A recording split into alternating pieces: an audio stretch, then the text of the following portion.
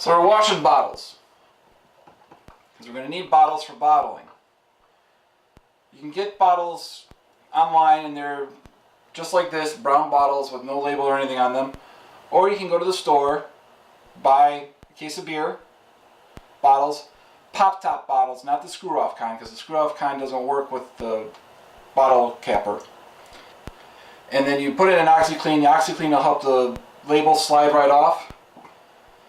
And then you just soak them in a tub full of OxyClean. And you rinse them off. Make sure there are no bubbles inside. That means you got all the OxyClean out. And then I check to make sure that there's nothing inside growing. Because sometimes there's a problem with bacteria or just yeast getting stuck down there.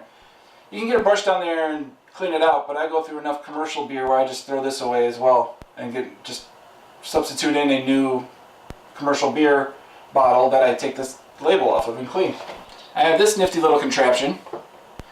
It holds 12 beer bottles upside down. They don't touch, so they drain out into the bottom here, and that dries out and makes my bottles nice and dry. Again, not something you need, but it just really helps. Something I picked up along the way.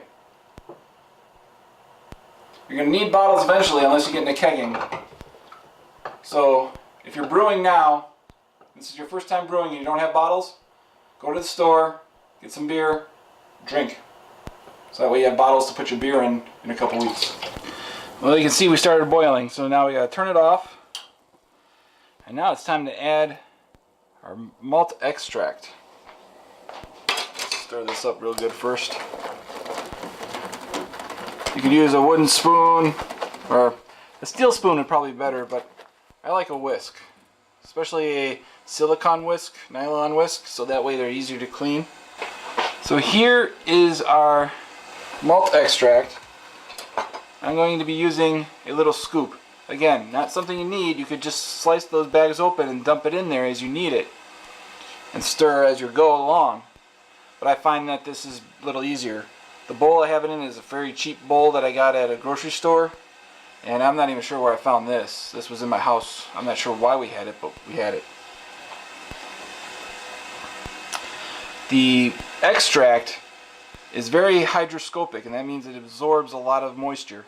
So as I'm dumping it in, you'll see a lot of it get stuck on here and everything else because it gets really sticky.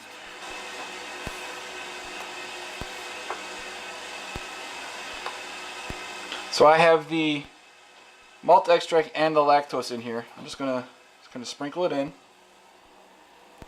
The heat is off because this will also act as a flammable material in dust form. So you don't want to make sure that the flame underneath the pot, you want to make sure that the flame underneath the pot is off. That way it doesn't catch the LME on or the DME on fire.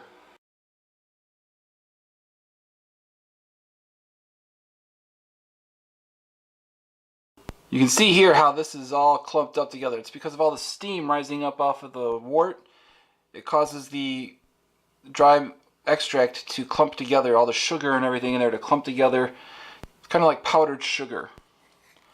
So you can just stick it in here, use this to stir. Now it's clear. Now it's nice and clean.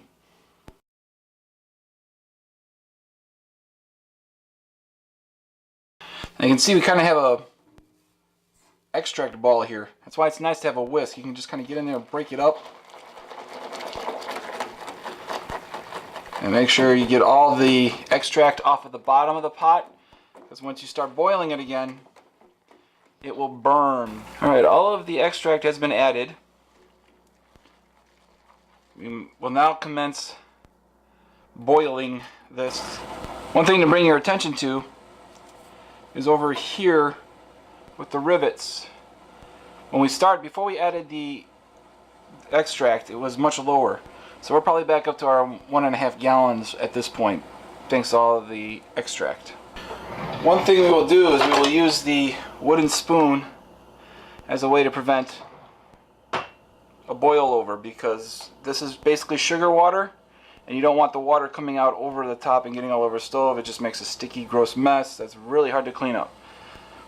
Fortunately, I've never had that happen to me yet, but I don't want it to happen to me either. Okay, now for the part that everyone seems to lose their stuff about, the hops. We've got 0.1 grams of 0.1 ounces, I'm sorry, of U.S. Northern Brewer. I'm not sure what kind of hops those are, but those are 6.2 alpha acid, 6.2% alpha acid. Then we've got 0.4 grams, or 0.4 ounces of the UK Fuggle hops, which are 5.2% alpha acid. Now we're going to be putting this one at the beginning of the boil and boiling it for a total of 45 minutes. And 10 minutes left in the boil, so after 35 minutes, 35 minutes after this one has started, we'll add the 0.4 ounces of UK Fuggle hops. What I'm going to do here is I'm going to clear those out of the way. Since we're doing the Northern Brewer hops first, got a little bowl, and then just the hot pellets go right in the bowl.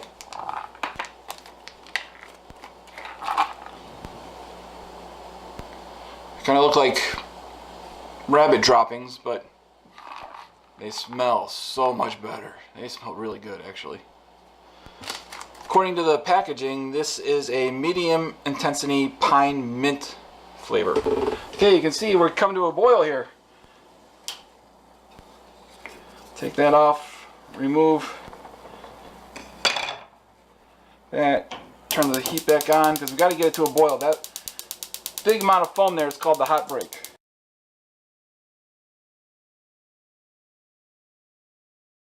We got a spray bottle of just water. It's a nice little beer bottle. And this helps get rid of the foam. I think we're past the hot break. We're at a good boil right now. Actually, it's a little too vigorous. I'm going to turn down the heat just a tad. Continue regulating the heat until you got a nice boil, but it's not too vigorous. Then we take the hops that we just put into the bowl. We're going to add them. It's going to possibly make everything boil over again, so we got to be ready with the heat, with the bottle, the spray bottle, and with the whisk. It's not very many hops, so it shouldn't be too bad. It wasn't very many hops to go in, so when you put more hops in, it causes more of a boil over, but that was very tame. We'll stir it up, make sure we get the hops all distributed all in there, and let them add their wonderful flavor to the already wonderfully flavored beer or wort. After 35 minutes, we got to add a second hop addition, but prior to that, I'm going to add a Werflock, which helps a bunch of the proteins and stuff in there to kind of coagulate together and drop to the bottom, so it's easier to filter out when you're putting it in the fermenter. Again, not necessary, something I picked up just for a couple bucks at a homebrew store, but very helpful.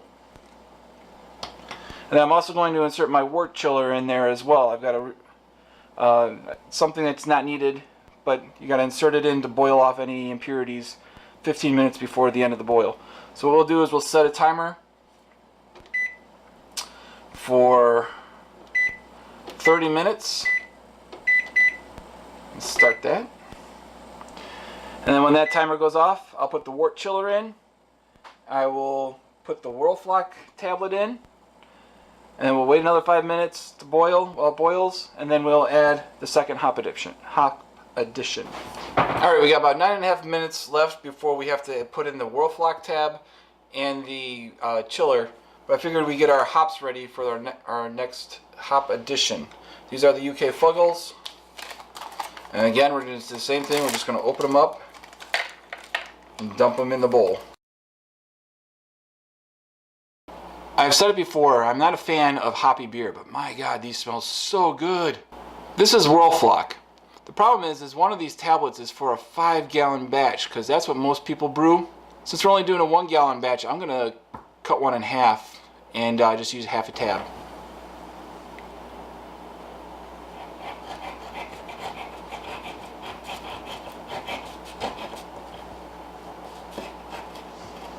There we go. Not very pretty, but I will use this one. And really for a 1 gallon batch, that'll be fine too. I'll just put this one back in the bottle. And I'll use that for my next time I do a 1 gallon batch. Alright, we've reached our 30 minutes or 15 minutes before the end of the boil. It's been 30 minutes since we started. What I'm doing is I am inserting a wort chiller into the wort.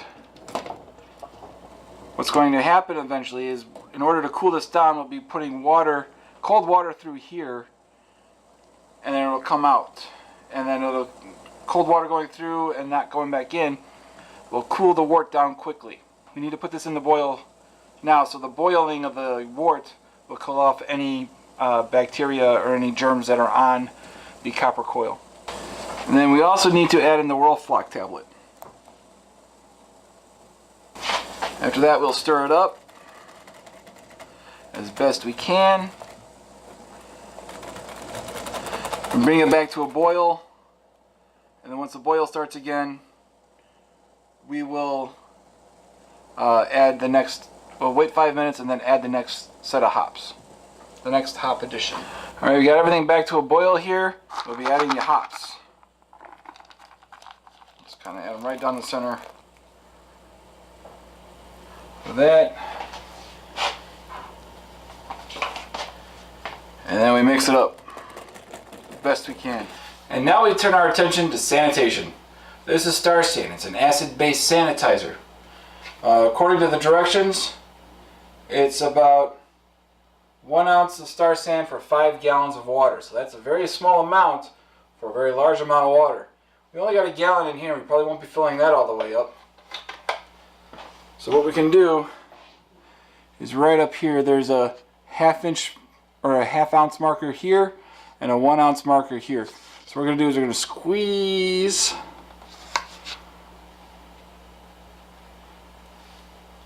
fill it up a little less than ½ inch. That should be good.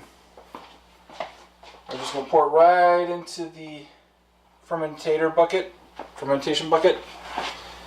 And we put the cap back on it. And we just add hot water. And I can see the foam rising out of the bucket as it fills up. That's the Star San. And the foam is good. That tells us things are getting sanitized. We just need the sanitizer to touch whatever is being used. We need to focus on what's going to touch and go into the beer after the boil. Once the boil is done, which we got about 5.5 more minutes left. And you're not going to rinse anything off. I'm just going to try and get as much of the suds off as possible. We're going to have some other things that we're going to have to dip in there, like the thermometer and a pipette, in order to pull a sample to measure our original gravity. So we're going to need some sanitizer. And we're also going to need some sanitizer to go into the airlock as well. We're going to just pull some sanitizer into a bowl. One other thing that's going to touch the beer after the boil is the colander, because we're going to use this to pour the beer through and catch as much of the stuff we don't want, the hop residue and some of the proteins that the Whirlfloc has coagulated. We want to catch that as much as possible in the colander here, so we want to make sure that this is sanitized as well. We're also going to have to cool the wort down. We can't pitch the yeast into the wort while the wort is too hot. It'll kill the yeast and you won't get any beer. You won't get any alcohol. You saw me earlier put the wort cooler into the wort as a boil to clean it off, to sanitize it that way. And that is one way to do it. I made that wort chiller myself. You can also buy them. But for such a small batch, it's also possible just to fill up the sink, stick the pot into the water and let the cold water cool the wort. It takes a little time, but it's cheap and easy. Then you add some, once it cools off a bit, you add some ice, and then use the wooden spoon to circulate the ice water around the outside of the pot, and that'll cool your wort down as well. Alright, the timer just went off. The boil is done. I'm going to move the pot over to here, and I'm going to use a pond circulating pump to force water through the wort chiller, and that'll cool the wort down so we can pitch the yeast.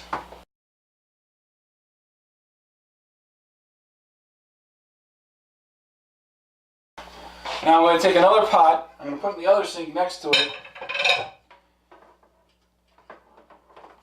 And I'm going to take the hose coming out of the wort chiller. The pump is going to pump water into the wort chiller, and all that heat from the wort is going to go into the water and it's going to come out here. I am going to capture that in this pan so I can use it for cleaning up later. It takes a little while because of all the coils that it has to go through, but the water eventually comes out. Yeah, and it's very hot. It's close to boiling hot. Probably going to have to add some water to here since it's not going back in. It's going to drain the sink. But I'll stop the camera so you don't have to listen to that. The pot in the other sink over there is full of hot water. The pump is still pumping water into here, and I'm just draining it down the drain at this point. I want to get a good reading of how warm this wort is at the moment. I've got my bowl of sanitizer here, and I'm going to dip the tip of my thermometer into the sanitizing fluid solution before I insert it into the wort so I don't infect the wort. And that's saying we're about 123, 124.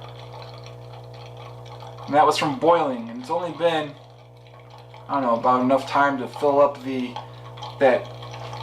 It's only been about enough time to fill up that pot over there in the other sink, and then bring the camera over here to start filming. So it's been a very short amount of time that it's been cooling, and it's already brought it down almost 100 degrees. Yeast needs oxygen in order to make alcohol.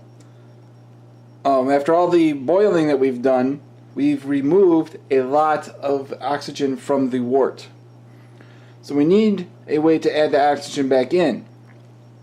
A good way of doing it is using a aquarium style bubbler. This is not something that is necessarily needed in order to brew beer. You could just put it in the fermenter here and shake it up and shake it and shake it for like 5-10 minutes and try to get as much oxygen mixed back into the water as possible. But this is another way to do it. We still got the sanitation, the Star San in here to sanitize everything. We're going to turn on the bubbler to start to get that sanitized. We're going to take a temperature reading, so we got to stick it in the Star San.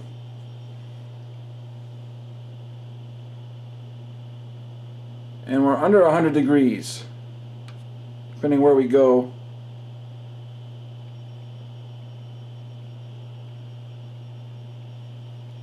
I've added the hose to come back in, so now we're just recirculating through here, so we'll never lose volume in here of the water. We're taking water, pushing it through here and pushing it right back out. But now that we've hit about 190 some degrees, while I was waiting for that, I was putting ice into a bucket or to a bowl. And now I'm just going to dump the ice in with the pump.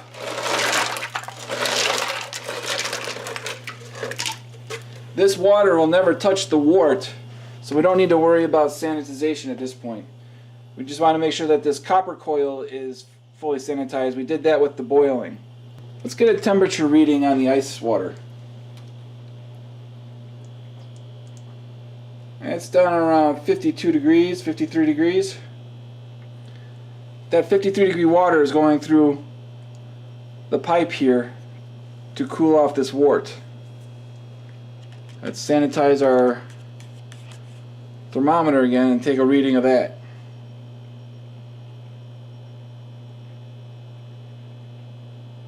The very center here is still around 100 degrees, but you get closer to the coils and you drop down lower to into the 80s, in the 70s even. So we're getting close to yeast pitching temperature. Alright, we finally reached pitching temperature. I say finally, but it's only been maybe 20 minutes, half hour or so. You can see that's what the wort looks like now.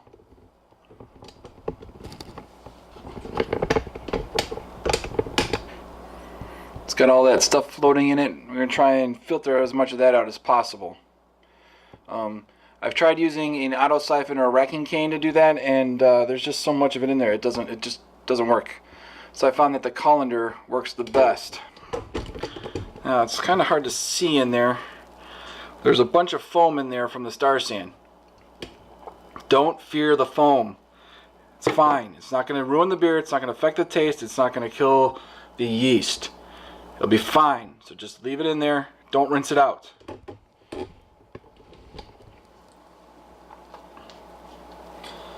So, with the colander on top of the fermenting bucket, we're just going to take this and slowly empty our beer.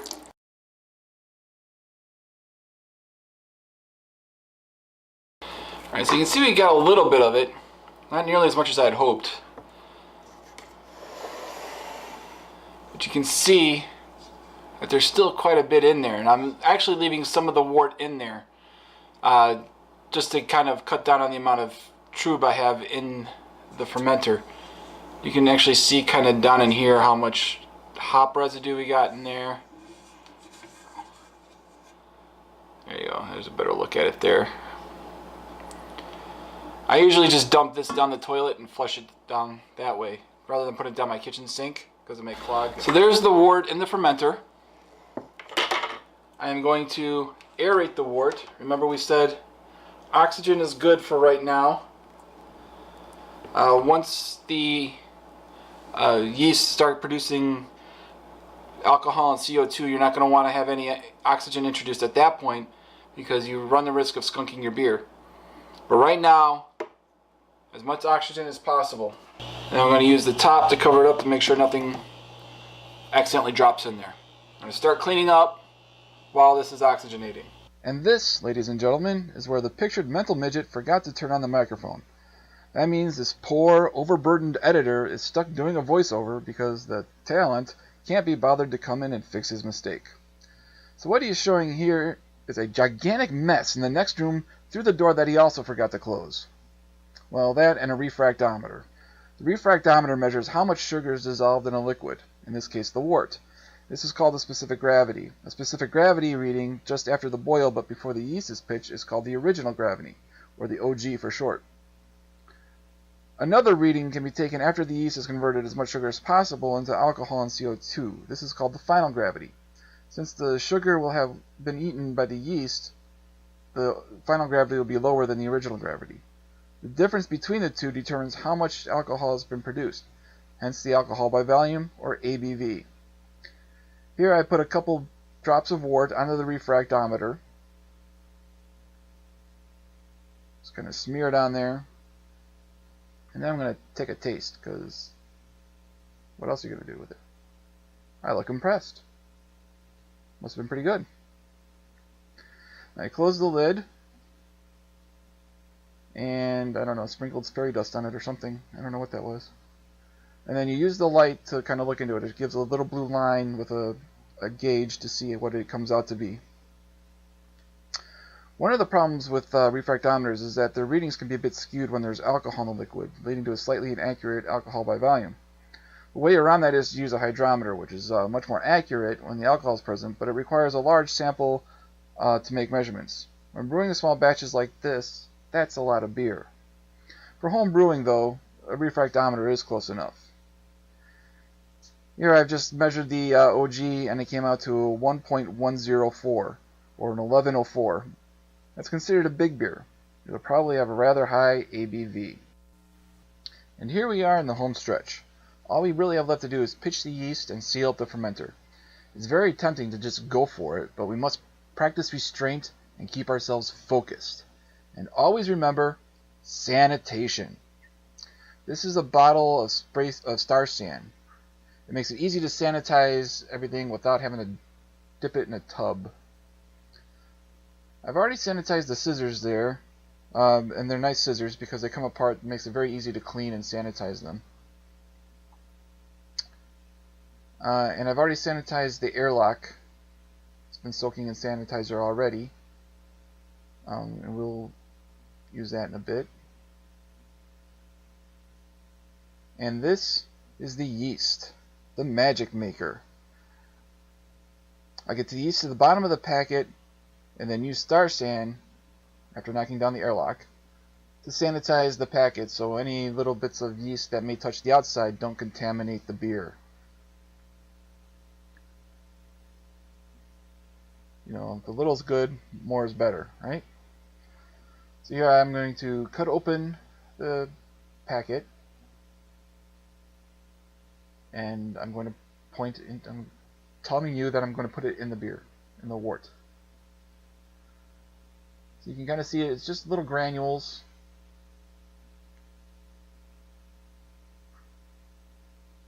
And then I sprinkle the yeast onto the foam that was created by the aquarium aerator.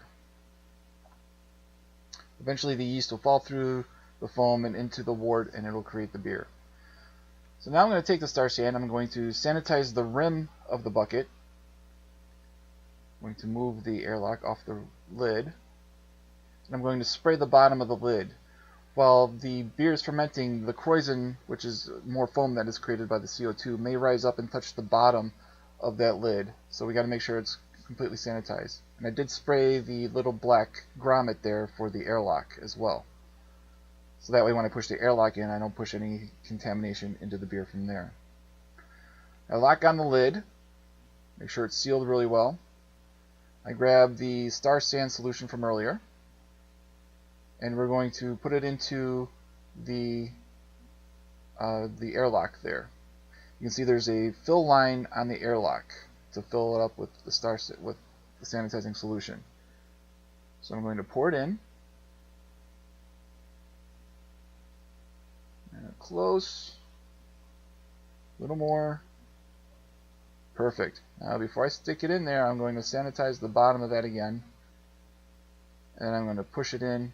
The sanitizer also helps lubricate. And then we put the part over the top of that, and then we put the lid on with the holes. Clamp that on tight. What's going to happen is it's going to let the CO2 come out. It's going to bubble up through that main stem, come around that little plastic part we put in there, and then come up through the top with the holes in it, the plastic top with the holes in it. But it won't let any contaminated air get into the fermenter. So that'll keep our beer clean.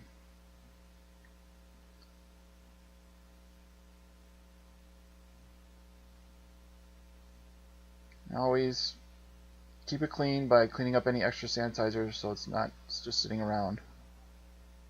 Hey everyone, that's the end of part 2. If you want to go back and check out part 1, A New Hop, that'll be right over here. And if you want to go see the last part of it, The Return of the Alcohol, that's right over here. So I hope to see you there. Bye.